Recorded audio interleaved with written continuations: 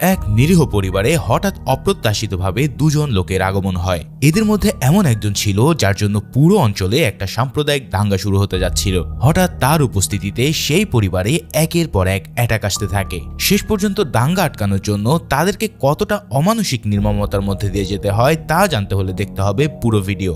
বলছিলাম 2021 সালে রিলিজ পাওয়া অসাধারণ ও ভিন্নধর্মী মুভি কুরুথির কথা। তো চলো আর প্যাচাল না বাড়িয়ে শুরু করা যাক আজকের মুভি এক্সপ্লেনেশন। মুভির শুরুতে আমরা ইব্রাহিম নামক এক মুসলিম যুবকের জীবনের একটা ট্র্যাজিক মোমেন্ট দেখতে পাই। ইব্রাহিম তার মেয়ে জোহরা এবং স্ত্রী জিন্নাতকে নিয়ে সুখে শান্তিতে বাস করত। সে ছিল রাবার বাগানের একজন কর্মচারী। একদিন ঝড় বৃষ্টির রাতে বাগান থেকে ফিরে এসে সে দেখতে পায় তার ঘরের বাড়ি পুরোটাই মাটির নিচে চাপা পড়ে আছে। সেদিন রাতে তীব্র বৃষ্টির কারণে ওই এলাকায় বিরাট এক ভূমিধস হয়েছিল, আর এই ভূমিধসের কারণেই সেখানে তার মেয়ে ও স্ত্রীর মর্মান্তিক মৃত্যু হয়। চোখের সামনে সাজানো সংসার এভাবে ওলটপালট হয়ে যাওয়ায় ইব্রাহিমের পুরো পৃথিবীটা যেন থেমে গিয়েছিল। তবে 1 বছরের মাঝেই সে নিজেকে কিছুটা সামলে নেয়। এখন সে তার বাবা মুসা আর ভাই রসুলের সাথে একসাথে থাকে। তার পরিবারের মৃত্যুর পর সে নিয়মিত নামাজ কালামও পড়া শুরু করে। তার ইচ্ছা হলো অতি দ্রুত সে জান্নাতে গিয়ে তার মেয়ে ও স্ত্রীর সাথে মিলিত হবে। যাক, ইব্রাহিম এখনো বিবাহিত না হলেও তার বাড়িতে এমন একজন আছে যে তার বৃদ্ধ বাবার দেখাশোনা করে। সেই মেয়েটার নাম হলো সুমথি। সুমথি একজন ডিভোর্সি হওয়ায় সে অন্যর বাড়িতে কাজ করে তার খরচ চালায়। অন্যদিকে ইব্রাহিমের ভাই রসুলের সাথে তার বাবা মুসার একেবারে ভালো সম্পর্ক না। এর জন্য সে প্রতিদিনই মুসার সাথে ঝগড়া করতে থাকে, কারণ মুসার নেশা এবং বেপরোয়া স্বভাবের জন্য তাদের সংসারে এখন বেহাল অবস্থা। সুমথি তাদের দুজনের ঝগড়া নিয়ে প্রায় হিমশিম খেতে থাকে। এমনই একদিনে রসুল তার বাবার সাথে ঝগড়া করে ঘর থেকে বেরিয়ে যাওয়ার সময় ইব্রাহিম তাকে দেখতে পায়। রসুল তাকে বলে যে সে আহমেদের দোকানে ক্যারাম খেলতে যাচ্ছে। এই ব্যাপারটা ইব্রাহিমের একদম পছন্দ ছিল না, কারণ সেই ক্যারামের আড্ডায় বিভিন্ন ধরনের লোক এসে ক্যারাম খেলতো। যাই হোক, ইব্রাহিম বাড়ি ফেরার পর সুমথিকে তার ভাই প্রেমানানির কথা জিজ্ঞেস করে।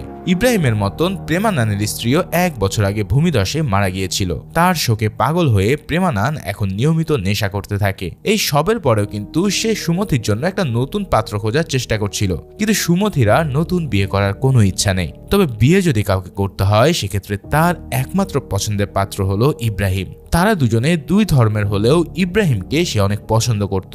এই কথা সে তাকে জানিয়ে বলে যে সে চাইলে সুমথি কাজীর সামনে কালমা পড়ে তাকে বিয়ে করতে রাজি আছে। এছাড়াও বিয়ের পর সে গোপনে পূজা পাঠ করবে যাতে কেউ সত্যটা না জানতে পারে। কিন্তু ইব্রাহিম তাকে না করে দেয়, কারণ এখনো তার স্ত্রী ও সন্তানের কথা সে একেবারে ভুলতে পারেনি। পরের সিনে আমরা ইব্রাহিমকে সেই আহমেদ ভাইয়ের দোকানে চা খেতে দেখি। ওই দোকানটাতে ক্যারামের আড্ডায় করিম নামের একজনের সাথে রসুল সেখানে ক্যারাম খেলছিল।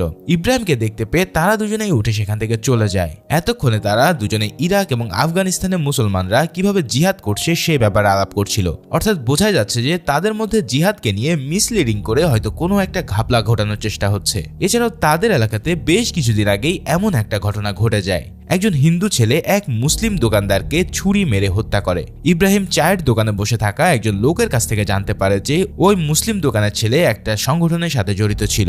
সেই ছেলে আবার তার বাবার খুনিকে ছাড়বে না বলে প্রকাশ্যে ঘোষণা দেয়। এদিকে ইব্রাহিমের ভাইও যে এই পথে পা বাড়াচ্ছে সেই ব্যাপারে কিন্তু তার কোনোই ধারণা নেই। করিম নামের ওই লোকটা আসলে নিজেও একজন উগ্রপন্থী, তাই তার প্ররোচনায় রসুলও ধীরে ধীরে উগ্র মানসিকতার দিকে এগিয়ে যাচ্ছিল।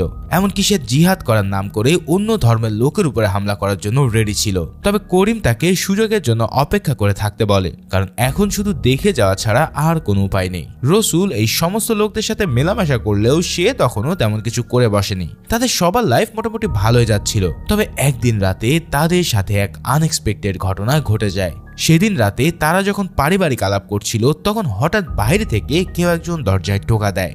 দরজা খোলা মাত্রই হাত করা বাঁধা একটা লোককে কেউ যেন ভিতরে ঠেলে দেয়। এরপরে সে ভিতরে ঢুকেই ইব্রাহিম আর রসুলের ফোনগুলো নিজের কাছে নিয়ে ফেলে। তারপর সে একে একে ঘরের সমস্ত দরজা জানলা বন্ধ করতে থাকে। ঘরের মধ্যে যত ধারালো অস্ত্র ছিল সবগুলো সে এক জায়গায় করে বেঁধে ফেলে। ঘটনাগুলো এত দ্রুত ঘটছিল যে ইব্রাহিমরা কিছুই বুঝতে পারছে না যে তাদের সাথে আসলে কি ঘটছে। তখন সেই লোকটা নিজের পরিচয় দিয়ে জানায় যে তার নাম এসআই সত্তন। তার সাথে যে আসামি রয়েছে তার নাম বিশু। এই ছেলেটাই মূলত সেই মুসলমান দোকানদারকে হত্যা করেছিল। এই ঘটনার পর থেকে পুরো অঞ্চলে একটা সাম্প্রদায়িক দাঙ্গার আশঙ্কা তৈরি হয়েছে। বিশুকে জানে মেরে ফেলার জন্য বেশ কিছু মুসলিম গোষ্ঠী হন্যে হয়ে বেড়াচ্ছে। তাই তাকে এখানে নিয়ে আসার পথেও সত্যনের টিমের উপরে এমন একটা হামলা হয়েছিল, যার ফলে সে বিশুকে নিয়ে বাঁচিয়ে আসতে পারলেও বাকি পুলিশরা এদিক ওদিক বিচ্ছিন্ন হয়ে গেছে। সে তার কলিগদের ফোন করে জানতে পারে যে তারা সবাই কেচালান নামের একটা জায়গাতে আবারও একত্রিত হবে। ইব্রাহিম তাকে জানায় যে কেচালান এখান থেকে প্রায় 3 ঘন্টার রাস্তা, তাও আবার সেখানে যেতে হবে বনের মধ্যে দিয়ে। তখন সত্যন তাকে বলে যে যেহেতু আজ রাত্রে এখান থেকে বের হওয়া সম্ভব নয়, তাই সে এখানে বিশু সহই থেকে যাবে। তবে সেই পর্যন্ত সবার বাইরে যাওয়া নিষেধ এবং তাদের ফোনগুলো তার কাছেই থাকবে। তখন রসুল হঠাৎ জিজ্ঞেস করে বসে যে এই কি সেই লোক যে ওই মুসলিম দোকানদারকে হত্যা করেছে?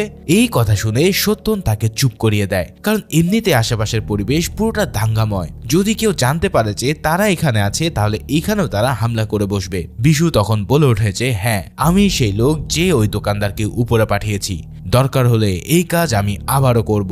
মানে খুনের পরেও তার মনে বিন্দু মাত্র অপরাধ বোধ নেই।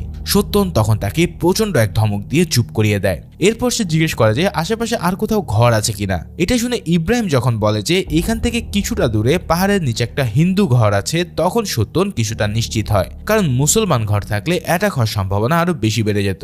যাই হোক, কিছুক্ষণ পর তাদের দরজায় আবারও টোকা পড়ে। তবে এবার বাইরে থেকে শোনা যায় সুমতির কণ্ঠ। প্রতিদিনকার মতন আজ রাতেও সে ইব্রাহিমদের জন্য রাতের খাবার নিয়ে এসেছে। ইব্রাহিম দরজা খুলে তাকে ভিতরে ঢুকতে দিলে সত্যন আবারও দরজা বন্ধ করে দেয়। কিছুক্ষণ পর সবাই খেতে বসলে সেই ফাঁকে ইব্রাহিম সুমতিকে ব্যাপারটা বুঝিয়ে দেয়। বেচারা সুমতি হুদায় এই গভীর রাতে এই একটা ঝামেলায় আটকে যায়। এদিকে খাওয়ার সময় বিশুকে গরুর মাংস খেতে দেখে রসুল তাকে জিজ্ঞেস করে যে তুমি তো গরুর মাংস খাও, তাহলে মুসলমানদের সাথে তোমার কি সমস্যা? ওই বৃদ্ধ দোকানদারকে তুমি কেন মেরে ফেললে? বিশু তখন খুব তাচ্ছিল্যের সাথে জবাব দেয় যে মুসলমানরা এই দেশে কেবলই মাইনরিটি সেজে থাকা নাটক করে। ওই লোকটাকে তারা দোকান বন্ধ করতে বলেছিল, কিন্তু সে একটা ঝগড়া লাগানোর মতন পরিস্থিতি তৈরি করে। তবে সময় মতন সত্যন ধমক দিয়ে দুজনকে চুপ করিয়ে দেয়। এরপর খাওয়া শেষে সত্যন ঘরের থেকে পাওয়া মুসার রাইফেলটা নিয়ে নাড়াচাড়া করতে থাকে। এই রাইফেলটা দিয়ে সে কি করতো এটাও মুসাকে সে জিজ্ঞেস করে। তখন মুসা কোনো দ্বিধা না করেই জবাব দেয় যে সে একসময় চন্দন কাঠের স্মাগলার ছিল, আর এর জন্যই সে এই রাইফেল দিয়ে অনেক লোককে উপরে পাঠিয়েছে। মানে এর যেন পুষ্পারই কোনো জুনিয়র ভার্সন। যাই হোক, মুসার এই কথা শুনে ইব্রাহিম তাকে চুপ করানোর চেষ্টা করে, কিন্তু সে বলে যে এখন আর আমার সাথে এসআই সাহেব কি বা করবে? যদি জেলেও নিয়ে যায় তাহলে আমি সেখানেই আরামে থাকবো। মানে সে জেলে যাওয়াটাকে এই বয়সে এসে পরোয়া করে না। এদিকে বিশু হঠাৎ ওয়াশরুমে যেতে চায়। ওয়াশরুম ঘরের বাইরে হওয়ায় সত্যন তাকে নিয়ে বাইরে বেরোয়। তখন সে সত্যনকে ভুলিয়ে ভালিয়ে তার পক্ষে নেওয়ার চেষ্টা করে। তবে সত্যন কিন্তু তার কথাতে বিন্দু মাত্র প্রভাবিত না হয়ে তাকে ঘাড় ধরে আবার ঘরের দিকে নিয়ে যায়। এদিকে এই সময়টাতে রসুল আর ইব্রাহিমের মধ্যেও তর্কাতর্কি চলছিল। রসুল এই উগ্রবাদী হিন্দুকে আর এক মুহূর্তের জন্য নিজের ঘরে রাখতে চায় না। এমনিতেও তার মধ্যেও এক উগ্রবাদিতা চলছিল, যার কারণে বিশুকে দেখে এখন তার মাথায় পুরোই খুন চেপে বসেছে। তবে তাদের ঝগড়ার মাঝে মুসা সাফ জানিয়ে দেয় যে সত্যন আর বিশু আজ রাতে এই ঘরেই থাকবে। এর কিছুক্ষণ পর তারা সবাই যখন ধীরে ধীরে ঘুমে টলছিল, ঠিক তখনই আবারও কেউ একজন দরজায় টোকা দেয়। এবার যে দরজায় টোকা দেয় সে আর কেউই নয়, বরং রসুলের ব্রেন ওয়াশ করা সেই সহচর করিম। করিমের আওয়াজ পেয়ে সত্যন আর সুমতি দ্রুত ঘরের ভিতরে চলে যায়। এরপর ইব্রাহিম দরজা খুলে দিলে করিম ভিতরে ঢুকে বলে যে কি তোমাদের সবার ফোন বন্ধ কেন? আমার ভীষণ চিন্তা হচ্ছিল, তাই তোমাদেরকে দেখতে চলে এসেছি। তবে পানি দেওয়ার পরেই হঠাৎ ইব্রাহিমের চোখ যায় করিমের বাইকের দিকে। সেটা দেখে সে বলে ওঠে যে এই করিম, তোর কাছে তো কোনো বাইক ছিল না, তাহলে কি তোর সাথে কেউ আছে? এই সব বলার পরেই সেই ঘরে এসে ঢোকে আর এক ব্যক্তি, যার নাম লাইক। এই লাইকের উপস্থিতি দেখে সবাই কেমন যেন ভয়ে জমে যায়, কারণ লাইক হচ্ছে এই কমিউনিটির একজন উগ্রবাদী লোক, যাকে পুরো অঞ্চলে সবাই চেনে। সে তাদেরকে বলে যে বেঙ্গালুরু থেকে ফিরে আসার সময় এই গ্রাম ক্রস করতে গিয়ে তারা সেখানে আটকে গেছে, তাই আজকের রাতটা সে এখানেই কাটাতে চায়। তবে ইব্রাহিম তখন বলে যে তার ঘরের ছাদে ছিদ্র রয়েছে, তাই বৃষ্টির জন্য এখানে থাকা যাবে না। কিন্তু তবুও লাইক যেন তার পিছনে আঠার মতো লেগে থাকতে চায়। এবার সে তাদের কাছে খাবার জন্য কিছু চাইলে ইব্রাহিম ইতস্তবোধ করতে থাকে। ঠিক তখনই সুমতি ভাতের থালা নিয়ে বেরিয়ে এসে বলে যে আসলে ছাদের ফুটোটা তার নিজের ঘরে, তাই সে আজ রাতে এখানে থাকার জন্য চলে এসেছে। এই কথা বলে সে ভিতরে চলে গেলে লাইক তখন বলে সুমতির কথাটা বিশ্বাস হচ্ছে না, নিশ্চয়ই এর মধ্যে কোনো ঘাপলা আছে। আসলে তার উদ্দেশ্য ছিল যে এই ঘরে সবার পিছনে আঠার মতো লেগে থেকে বিশুর খোঁজ বের করা, কারণ সে হয়তো কোনোভাবে খবরটা পেয়ে গেছে। সে সবাইকে তার প্যারিসে থাকাকালীন সময়ের কথা বলে। সেখানকার এক লোককে মেরে সে চোয়াল ফাটিয়ে দিয়েছিল, কারণ সেই ব্যক্তি হযরত মুহাম্মদ সাল্লাল্লাহু আলাইহি সাল্লামের নামে একটা ব্যঙ্গচিত্র এঁকেছিল। কয়েক মাস জেলে থাকার পর এক মহিলা এসে তাকে জানায় যে সে আর এই দেশে থাকতে পারবে না। সুমতিকে দেখে তার সেই মহিলার কথাই মনে পড়ছে।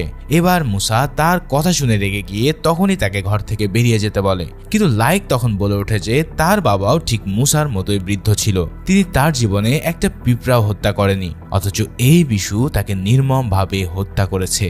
অর্থাৎ ঠিক এই পয়েন্টে এসে আমরা জানতে পারি যে লাইকি আসলে সে মুসলিম দোকানের ছেলে। মানে বিশু একেবারে জেনে শুনে জমের দুয়ারে পা দিয়েছে।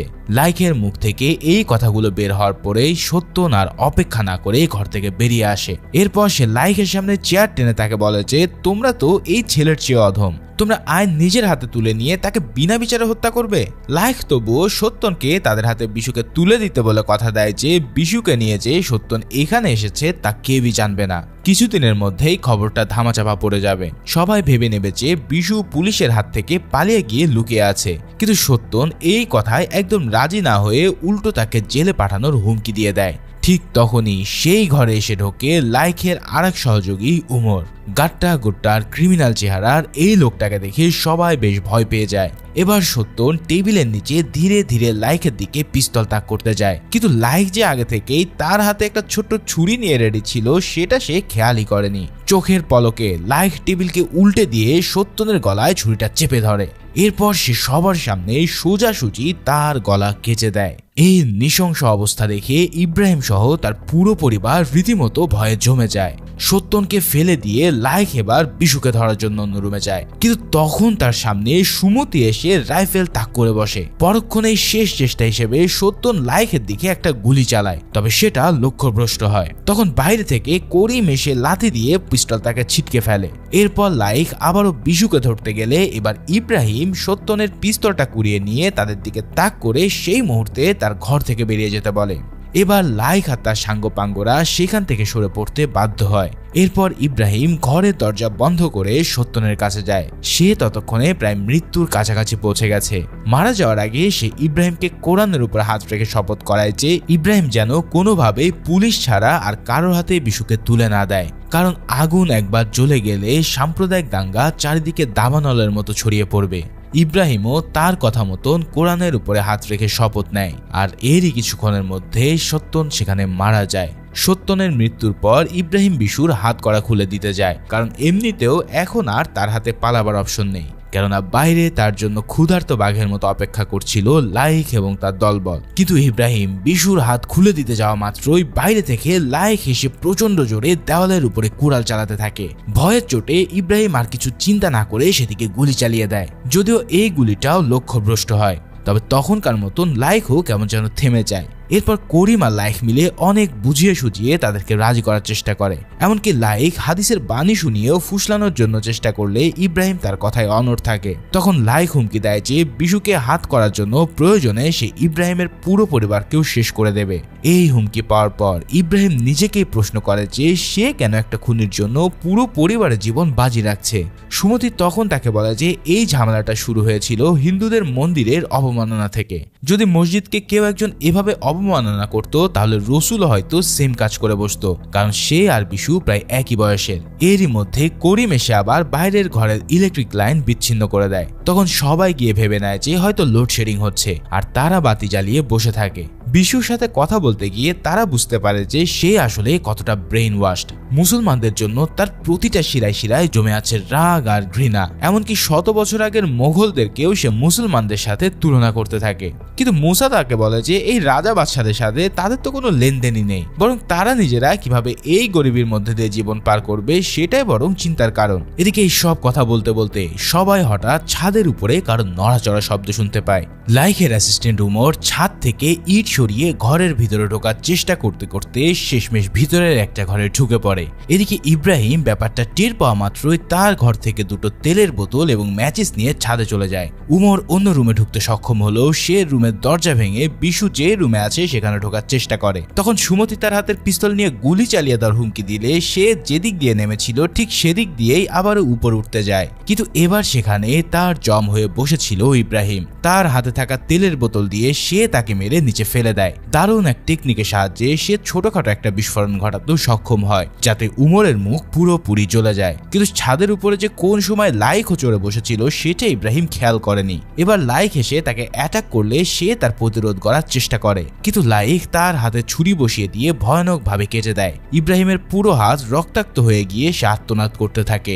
এই কাণ্ড দেখে নিচ থেকে সুমতি ছাদের ফাঁকা জায়গার দিকে লক্ষ্য করে গুলি চালায়। গুলির কারণে লাইক তার ব্যালেন্স হারিয়ে ঘরের ছাদের বেশ কিছুটা ইট ফেলে দিয়ে ফাঁকা জায়গায় ঝুলতে থাকে, আর ইব্রাহিমও ছাদ থেকে লাফিয়ে নিচে পড়ে যায়। সুমতির হাতে কিন্তু তখনও পিস্তল ধরা ছিল। বিশু সহ বাকি সবাই তাকে বারবার গুলি চালাতে বললেও সে ট্রিগার টানতে পারছিল না। এই সুযোগে ইব্রাহিম আবারও ঘরে ঢুকে ভিতর থেকে দরজা বন্ধ করে দেয়। তার পুরো হাতটা ছিল ভয়ানক রকম ক্ষতবিক্ষত। সুমতি গুলি চালাতে না পারায় সেই সুযোগে লাইক ফাঁকা জায়গা দিয়ে ছাদের উপর উঠে সেখান থেকে সরে যায়। এবার ইব্রাহিমের বাবা মুসা আবারও বিশুর সাথে কথা বলতে থাকে, আর এই সময়টাতে লাইক আর করিম তাদের জন্য আগুনের মশাল তৈরি করছিল। এবার তারা সেই মশালটা ঘরের ভিতরে ফেলে দিয়ে হুমকি দেয় যে যদি ইব্রাহিম বিশুকে তাদের হাতে তুলে না দেয় তাহলে তারা পুরো পরিবারকে জীবন্ত পুড়িয়ে মারবে। ওদিকে সুমতির ভাই প্রেমানন্দ তার খোঁজ করতে করতে ইব্রাহিমের বাড়ির দিকে এসে দেখতে পায় যে পুরো বাড়িটাই অন্ধকারে ঢাকা। হঠাৎ করিমের সাথে তার দেখা হলে করিম তাকে বলে যে সে এই বাড়ির ইলেকট্রিক লাইন রিপেয়ার করতে এসেছে। করিমের সাথে লাইককে দেখে প্রেমেন তার পরিচয় জিজ্ঞেস করলে সে জানায় যে লাইক তার বন্ধু, কিন্তু তার চোখে মুখে রক্ত দেখে প্রেমেন বুঝতে পারে যে কিছু একটা ঘাপলা নিশ্চয়ই তো আছে। তার উপর সে চলে যেতে চাইলেও লাইক ক্রমশ তার দিকে এগিয়ে আসছিল। অগত্যা সে তাদের দিকে নিজের সবজিগুলো ছুঁড়ে মেরে দিয়ে জঙ্গলের আড়ালে লুকিয়ে একটা গাছে উঠে পড়ে। সেই গাছে আবার একটা ভীমরুলের বাসা ছিল। প্রেমেন মক্ষম সুযোগ পেয়ে ভীমরুলের বাসাটাকে লাথি মেরে ফেলে দেয়।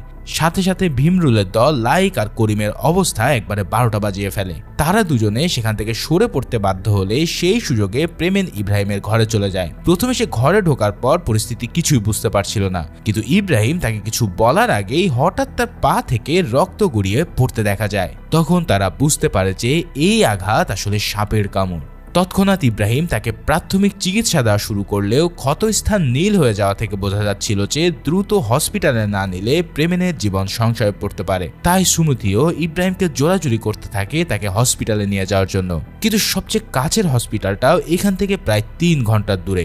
লাইক আর করিম ফিরে আসার আগে সেখানে যেতে হলে অবশ্যই তাদের বাইক বা গাড়ি দরকার। ঠিক তখনই বিশু তার পকেট থেকে একটা চাবি বের করে বলে যে এই চাবিটা লাইকের বাইকের। লাইক যখন ছাদ থেকে ঝুলছিল তখন সেটা তার পকেট থেকে পড়ে গেছে। এবার ইব্রাহিম রসুলকে সেই বাইকটা করে প্রেমেনকে নিয়ে যেতে বলে। সে নিজেও বিশুকে নিয়ে পুলিশ স্টেশনের দিকে রওনা দিতে চায়, কিন্তু রসুল তাতে কোনোভাবেই রাজি হয় না। এই সব কথা শুনে সুমতি বলে যে সে বরং প্রেমেন আর বিশুকে নিয়ে চলে যাক, কিন্তু রসুল তাতেও বাদ সাধলে তার সাথে এবার সুমিতির তর্ক লেগে যায়। সে বলতে থাকে যে বিশু পালাবে কি না পালাবে সেটা তুমি ডিসাইড করার কে। সে তো একটা ভুল করেছিল, কারণ তারা আমাদের মন্দিরকে অবমাননা করেছে। তোমাদের মসজিদকে নিয়ে কেউ কথা বলে তোমরা নিশ্চয়ই চুপ থাকবে না। এই কথা শোনার পর ইব্রাহিম অবাক হয়ে তাকে জিজ্ঞেস করে যে তুমি এসব কিভাবে জানো। তখন সুমতি জবাব দেয় যে সে এতদিন নিজেই বিশুকে লুকিয়ে রেখে তাকে খাবার দিত। মানে এখানে ঘরের মানুষদের মধ্যে এবার দাঙ্গা লেগে যাওয়ার মতো অবস্থা। তার উপর কোথা থেকে যেন করিম এসে একটা লাঠি দিয়ে ইব্রাহিমকে পেটাতে শুরু করে। এই অবস্থায় সুমতি সরাসরি করিমের পেটে গুলি চালিয়ে দেয়। তারপর সে ইব্রাহিমকেও পিস্তল দেখিয়ে বিশু আর প্রেমেনকে নিয়ে বাইকে করে বেরিয়ে যায়। তাদেরকে পালিয়ে যেতে দেখে লাইক অনেকক্ষণ ধরে তাড়া করেও তাদেরকে ধরতে পারে না। এবার সে প্রচন্ড রেগে মেগে ইব্রাহিমের ঘরে এসে তাকে ভীষণ মারধর করে। তখন করিম জানায় যে তার উপরে আসলে গুলিটা সুমতি চালিয়েছে। তখন লাইক তাকে বলে সুযোগ মতন সবাই যে নিজের সাইডটা বেছে নেয় তার প্রমাণ তো তুমি পেয়ে গেছো। এবার তারা কোথায় গেছে সেটা যদি তুমি আমাকে না বলো তাহলে খোদা তোমাকে ভীষণ শাস্তি দেবে। ইব্রাহিম তার কথার জবাব দেওয়ার আগে রসুল জানিয়ে দেয় যে সুমতিরা হসপিটালের দিকে গেছে। এরপর ইব্রাহিম নিজেই তাকে জানায় যে সুমতি যেই পথে গেছে সেই পথে গেলে তাদেরকে আর ধরা যাবে না। তাদেরকে ধরতে হলে জঙ্গলের ভিতর দিয়ে একটা শর্টকাট রাস্তা আছে যেটা কেবল সেই চেনে। তখন লাইক তাদেরকে জিজ্ঞেস করে যে তাদের মধ্যে কেউ কি জিপ চালাতে পারে কিনা, কারণ সত্যনের জিপটা সে হাতে করে রেখেছিল। সবাইকে অবাক করে দিয়ে মুসা এই কাজের জন্য রাজি হয়ে যায়। জঙ্গলের ভিতরের রাস্তাটা তার চেয়ে ভালো আর কেউই চেনে না। এরপর মুসা তার ড্রেস আপ সেরে নিয়ে লাইক সহ সবাইকে নিয়ে ক্যানচালের উদ্দেশ্যে জিপে রওনা দেয়। পথে অনেক বাধা বিপত্তি এড়িয়ে তারা একটা পাহাড়ের কাছে এসে থামে। ইব্রাহিম লাইককে জানায় যে সেই পাহাড়ের উপরে দাঁড়িয়ে যদি দূর থেকে লাইট দেখা যায় তাহলে বোঝা যাবে যে বিশুরা তাদের পিছনে না সামনে আছে, আর তাদেরকে এই রাস্তা দিয়ে এসে তাদের সামনে থামতে হবে। লাইক রসুলকে নিয়ে সেই পাহাড়ের উপরে উঠে দূর থেকে আসা বাইকের হেডলাইটের আলো দেখতে পেয়ে সে দ্রুত গাড়ি নিয়ে ফিরে আসে। কিছুক্ষণ পর বিশু, প্রেমেনা, সুমথি বাইকে করে এসে রাস্তার মাঝে জিপ দাঁড়িয়ে থাকতে দেখে ঘাবড়ে যায়। বিশু কিন্তু ঠিকই বুঝতে পারে যে তাদের পথে কারা রয়েছে, তাই সে প্রেমেনা সুমতিকে ঠেলে ফেলে দিয়ে একাই মরবে বলে এগিয়ে যায়। বিশুকে পালিয়ে যেতে দেখে লাইকও মুসাকে সেদিকে জিপ চালাতে বলে। বেশ কিছুক্ষণ চেস করার পর বিশু তার বাইকের কন্ট্রোল হারিয়ে মাটিতে পড়ে যায়। তখন লাইক মুসাকে তার উপরে জিপটা চালিয়ে দিতে বলে, তবে মুসা তার কথা না শুনে বাইকটাকে পাশ কাটিয়ে চলে যায়। এরপর সে ইব্রাহিমকে জিনটাকে ফেলে দাও বলে লাভ দেওয়ার জন্য সিগন্যাল দেয়। মূলত চন্দন কাঠ চুরি করার সময় ধরা পড়ার ভয় থাকলে কাঠ ফেলে দেওয়ার জন্য স্মাগলাররা এই কোড ওয়ার্ডটা ইউজ করত। ইব্রাহিম তার ইশারা বোঝা মাত্রই রসুলকে গাড়ি থেকে ঠেলে ফেলে দেয়, কিন্তু লাইক ইব্রাহিমের গলা চেপে ধরে তাকে নিয়ে গাড়ি থেকে লাফিয়ে পড়ে, কারণ মুসা জিপটা এলোপাথারি চালাচ্ছিল। শেষ পর্যন্ত একটা গাছে গিয়ে জিপ ধাক্কা খেয়ে উমর আর করিম সেখানেই মারা যায়, আর মুসাও বেশ খারাপভাবে আহত হয়। ইব্রাহিম তাকে দেখতে গেলে বিশুও সেখানে এসে পড়ে। এবার সে বিশুর দুহাত রশি দিয়ে বেঁধে ফেলে, কিন্তু আবারও সে মুসাকে গাড়ি থেকে বের করতে গেলে এই ফাঁকে বিশুর হাত বাঁধা অবস্থায় ছুট দেয়। ইব্রাহিমও তার পিছু নিলে কিছু দূর দৌড়ানোর পর তারা দুজনেই রাস্তায় থেমে যায়, কারণ রাস্তার মাঝখানে দাঁড়িয়েছিল সুমথি, যার গলায় রসুল একটা স্ক্রু ড্রাইভার তাক করে রেখেছিল। কারণ এত কিছু হওয়ার পর সে নিজেও তার উগ্র চেতনাকে আর দমিয়ে রাখতে পারছে না। তার পিছন থেকে লাইক বেরিয়ে এসে এবার সুমতির গলা ছুরি চেপে ধরে। সে ইব্রাহিমকে বলে যে আজকে তুমি যেসব পাপ করেছো তার একমাত্র প্রায়শ্চিত্ত হলো এই ছেলেটাকে তুমি নিজ হাতে হত্যা করবে। এই কথা শুনে যেন ইব্রাহিমের বুক থরথর করে কেঁপে ওঠে, কিন্তু লাইকও কাজটা না করলে তার সামনে সুমতির গলা কেটে দেওয়ার হুমকি দেয়, যার ফলে ইব্রাহিম বাধ্য হয়ে বিশুর গলায় ছুরি ধরলেও সে ইতস্ত করতে থাকে। অন্যদিকে লাইকও সুমতির গলা প্রায় কেটেই দিতে যাচ্ছিল। ভাইরে ভাই, এই মোমেন্টগুলো যে কত ইন্টেন্স ছিল সেটা যারা মুভি দেখেছে কেবল তারাই রিলেট করতে পারবে। ইব্রাহিম কাপা কাপা হাতে বিশুর গলায় ধীরে ধীরে ছুরিটা চেপে ধরলে পরক্ষণেই প্রেমান এসে পিছন থেকে লাইককে গুলি করে বসে। ইব্রাহিম তৎক্ষণাৎ বিশুর হাত খুলে দিয়ে তাকে দৌড় দিতে বলে। সে পালাতে শুরু করলে লাইক এবার প্রচন্ড বেগে তার পিছু নেয়। অনেক দূর দৌড়ানোর পর সে প্রায় বাঘের মতোই বিশুর উপরে ঝাঁপিয়ে পড়ে তাকে ধরে ফেলে। তাকে দেখে বোঝা যাচ্ছিল যে তার চোখে মুখে কতটা ঘৃণা আর প্রতিশোধের নেশা রয়েছে। এবার সে বিশুকে নিজের শরীরের সমস্ত শক্তি দিয়ে মারাত্মকভাবে মারধর শুরু করে, এমনকি সে বিশুর একটা হাত আর একটা পাও ভেঙে দেয়। এভাবে তাকে আধমরা করে দেওয়ার পর সে পাশ থেকে বিশাল এক পাথর কুড়িয়ে এনে তার উপরে ফেলে তাকে খতম করতে যায়, কিন্তু পাথর ফেলার আগে সামনে থেকে ইব্রাহিম এসে তার পেটে ছুরি ঢুকিয়ে দেয়। তার হাত থেকে পাথরটা পড়ে গেলে বিশু প্রাণে বেঁচে যায়। ইব্রাহিম তখন আরো একটা আঘাত করে তাকে মারাত্মকভাবে জখম করে রাখে। প্রায় মৃত্যু পথযাত্রী অবস্থায় লাইক তাকে জিজ্ঞেস করে যে এই ছেলেটাকে বাঁচিয়ে তোমার কি লাভ হলো, আর শেষ পর্যন্ত তুমি নিজেও তো একজন খুনি হলে। ইব্রাহিম তার কথার কোনো জবাব না দিয়ে আস্তাগফিরুল্লাহ পড়তে পড়তে পিছিয়ে যায়। লাইক তার পেট থেকে ছুরিটা বের করা মাত্রই অঝোর ধারায় রক্ত ঝরতে থাকে। শেষ পর্যন্ত নিজের প্রতিশোধ পূর্ণ না করে তাকে করুণ মৃত্যু বরণ করে নিতে হয়। তবে মরার ঠিক আগে সে রসুলের হাতে নিজের ছুরিটা তুলে দেয়। লাইক মারা যাওয়ার পর ইব্রাহিম, মুসা, সুমতি আর প্রেমানন্দকে নিয়ে একটা ঝর্ণার ধারে বসে। প্রায় অর্ধমৃত্যু অবস্থায় থাকা বিশুকে এবার ইব্রাহিম পালিয়ে যেতে দেয়, কারণ এখন যদি সে কারোর হাতে মারা যায় তাহলে সাম্প্রতিক দাঙ্গার দাবানল দাও দাও করে জ্বলে উঠবে, আর এই দাবানলটা আটকানোর জন্যই তাকে নিজ হাতে লাইককে খুন করতে হয়েছে। তবে তারা সবাই জানে যে এই দাবানল কখনো শেষ হওয়ার নয়, বরং বিভিন্ন ধর্মীয় গোষ্ঠীর মধ্যে এই বিভেদ আর সংঘাত আজীবনই লেগে থাকবে, আর একদিন তার চূড়ান্ত ফলাফল তারা সবাই দেখবে। রসুলের হাতে লাইকের ছুরি তুলে দেওয়াটা এই উগ্রতা চলমান থাকারই একটা লক্ষণ। মুভির একদম শেষ সিনে আমরা রসুলকে সেই ছুরি হাতে বিশুর মুখোমুখি হতে দেখি। যদিও এরপরে কি ঘটে তা আমাদেরকে আর দেখানো হয় না, তবে ধারণা করা যায় যে ইব্রাহিমের অনেক চেষ্টা সত্ত্বেও শেষমেশ রসুল হয়তো বিশুকে শেষ করে দিয়েছে। এখান থেকে আমরা বুঝতে পারি যে লাইক কিংবা বিশুর মতন লোকেরা চলে গেলেও জেনারেশন থেকে জেনারেশন এই ঘৃণা আর উগ্রতা ছড়াতেই থাকবে, যদি না মানুষ একে অপরের প্রতি শ্রদ্ধাশীল এবং সহনশীল হয়। এই মুভির শুরু থেকে শেষ পর্যন্ত আমাদেরকে এই মেসেজটা দেওয়ারই চেষ্টা করা হয়েছে। এভাবেই এই ট্র্যাজিক এন্ডিং এর মধ্যে দিয়ে মুভিটা শেষ হয়ে গেলেও আমরা মেসেজটা ঠিকই বুঝতে পেরেছি। তো হিংসা নয়, বরং মিলেমিশে পাশে থাকাটাই আমাদের সমাজে শান্তি বয়ে নিয়ে আসবে। ভিডিওটা ভালো লেগে থাকলে অবশ্যই একটা লাইক করতে ভুলো না, আর সেই সাথে নতুন ভিডিওগুলো পাওয়ার জন্য চ্যানেলটা সাবস্ক্রাইব করে রেখো। দেখা হচ্ছে পরের কোনো ভিডিওতে, সেই পর্যন্ত আল্লাহ হাফেজ।